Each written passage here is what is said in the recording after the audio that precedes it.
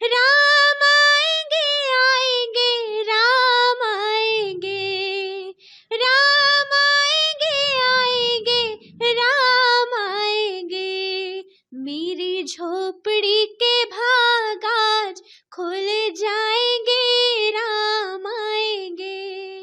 രാം ഭജൻ ആലപിക്കുന്ന ഒരു മുസ്ലിം വിദ്യാർത്ഥിനിയെ രാജ്യത്തെ സഖാക്കന്മാർ അപമാനിക്കുമോ? ചിത്രാവിഷയത്തിൽ ഇത്തരമൊരു ചോദ്യം ചോദിക്കേണ്ടി വരികയാണ്. ഹൃദയമുള്ള മുസ്ലിം സുഹൃത്തുക്കൾ ക്ഷമിക്കുക. അങ്ങനെയാണ് എങ്കിൽ അയോധ്യയിലുള്ള ഈ മുസ്ലിം പെൺകുട്ടിയെയും നിങ്ങൾ അപമാനിക്കണം. ഭാരതീയർ ആദരവോടെ കാത്തിരിക്കുന്ന അയോധ്യ രാമക്ഷേത്രത്തിലെ പ്രാണപ്രതിഷ്ഠയ്ക്ക് ഇനി ഏതാനും ദിവസങ്ങൾ മാത്രമാണ് അവശേഷിക്കുന്നത്. രാജ്യം മുഴുവൻ ഭക്തിയുടെ പരകോടിയിലാണ്. നൂറ്റാണ്ടുകളുടെ കാത്തിരിപ്പ് സഫലമാകുന്ന പുണ്യമുഹൂർത്തത്തെ വരവേൽക്കാൻ അയോധ്യ അണിഞ്ഞൊരുങ്ങുമ്പോൾ എല്ലാം ഭക്തിമയമാണ്. ശ്രീരാമ ഭഗവാനെ സ്തുതിച്ചുകൊണ്ടുള്ള ഭജനകളും ഗാനങ്ങളുമൊക്കെ സമൂഹ മാധ്യമങ്ങളിൽ നിറയുകയാണ്. ശ്രീരാമ ഭഗവാനെ സ്തുതിച്ചുകൊണ്ട് ഉത്തർപ്രദേശിൽ നിന്നുള്ള ഒരു മുസ്ലിം വിദ്യാർത്ഥിനി ആലപിച്ച ഭജനയാണ് ഇപ്പോൾ സമൂഹ മാധ്യമങ്ങളിൽ ശ്രദ്ധ നേടുന്നത്. ഉത്തർപ്രദേശിലെ ലഖിംപൂർ ജില്ലയിൽ നിന്നുള്ള ഒരു മുസ്ലിം വിദ്യാർത്ഥിനി ആലപിച്ച ഗാനം വൈറലായി.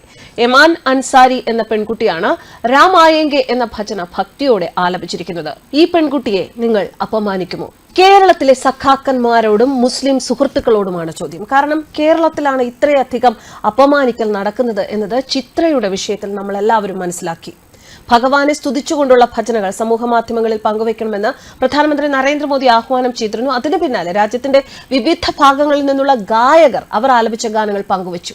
അവരൊരു കോമൺ ഗ്രൂപ്പായിട്ടാണ് അവരിത്തരം രാമഭജനകളും ഒക്കെ അവരുടെ ഉള്ളിലുള്ള ആ ഒരു കല പങ്കുവയ്ക്കാനാണ് മുസ്ലിമെന്നോ ഹിന്ദുവെന്നോ ക്രിസ്ത്യാനിയെന്നോ എന്ന് നോക്കാതെ പല ഗായകരും അവർ ആലപിച്ച ഗാനങ്ങൾ പങ്കുവച്ചത്. അതിനിടയിലാണ് കേരളത്തിൽ ചിത്ര കഴിഞ്ഞ ദിവസം ഒരു വീഡിയോ പങ്കുവച്ചു എന്ന പേരിൽ ഇത്രമാത്രം രൂക്ഷമായ വിമർശനങ്ങളും പ്രശ്നങ്ങളും നമ്മുടെ കേരളത്തിൽ നടക്കുന്നത്.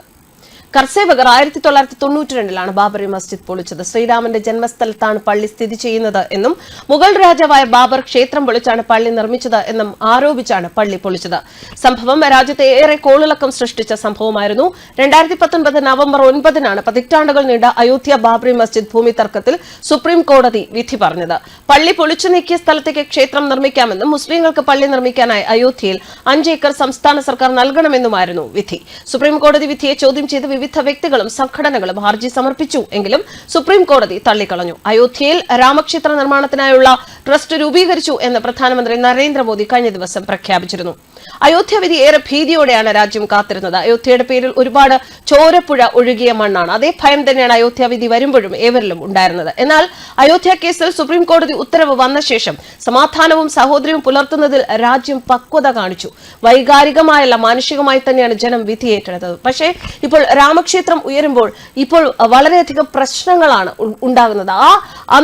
അന്നുണ്ടായിരുന്ന ആ ഒരു പക്വത ഇന്ന് പലരിലും ഇല്ലാതെയാകുന്നു. ജനാധിപത്യ പ്രക്രിയയിൽ ജനങ്ങൾ പ്രശംസനീയമായ വിശ്വാസം പ്രകടിപ്പിച്ചിരുന്നു. അന്ന് ഒരു കുടുംബത്തിലെ അംഗങ്ങളാണ് നമ്മൾ എല്ലാവരും എന്ന ചിന്തയാണ് പ്രകടിപ്പിക്കപ്പെട്ടത്.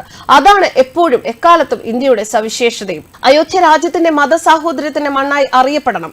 രാജ്യം മതത്തിന്റെ പേരിൽ തമ്മിൽ തല്ലുമ്പോൾ അയോധ്യയിൽ രാമക്ഷേത്രവും അതിനു പുറത്ത് മസ്ജിദും ഉയരുമ്പോൾ രാജ്യത്തിന്റെ മുഖമുദ്രയായ മതേതരത്വം കെട്ടുറപ്പുള്ളത് എന്ന് തന്നെ തെളിയിക്കും. അയോധ്യയിൽ ചരിത്രകാരൻ ബി ലാലിന്റെ നേതൃത്വത്തിൽ ഖനനം ചെയ്തപ്പോൾ കിട്ടിയ 12 തൂണുകൾ ക്ഷേത്രത്തിന്റേതായിരുന്നു എന്ന് പുരാവസ്തു ഗവേഷകൻ കെ മുഹമ്മദ് പറഞ്ഞിരുന്നു. റോമില ഥാപ്പർ പോലുള്ള കമ്മ്യൂണിസ്റ്റ് പക്ഷത്തുള്ള ചരിത്ര വിദഗ്ധർ ഹിന്ദു ക്ഷേത്രത്തിന് എതിരായ നിലപാടെടുത്ത് എഴുതിക്കൊണ്ടേയിരുന്നു.